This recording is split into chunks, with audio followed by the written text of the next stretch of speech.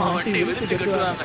இவங்கெல்லாம் கட்டும்போது தான் டான்ஜியை வந்துட்டு ஆர் யூ ஆங்கிரி அப்படின்னு சொல்லிட்டு கேட்குற அந்த டைலாக் வந்து ஞாபகம் வரும். ஆமாம், எனக்கு கோவமாக தான் இருக்குது. ஏன்னா இந்த கோவம் எனக்குள்ளே வந்து ரொம்ப நாளாகவே குளிர்ந்து விட்டு எரிஞ்சிட்டு தான் இருக்குது.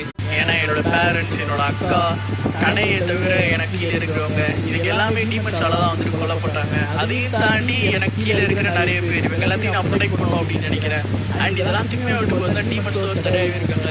இவங்க எதிர்க்க தான் இவ்வளோ நாள் வந்து பார்த்தா போராடிட்டு இருக்கேன் அப்படின்னு சொல்லிட்டு போது அவளை சடன் டோமா வந்து பேக் ஆஃப் ஆயிடுவான். இந்த மாதிரி வந்துட்டு நீ எவ்வளோ தான் ட்ரை பண்ணது இதெல்லாம் வேஸ்ட்டு, உன் பாய்சத்தை எனக்கு வேலையே செய்ய மாட்டேங்குது அப்படின்னு சொல்லிட்டு கேஷுவலாக பேசிகிட்டு இருப்பான்.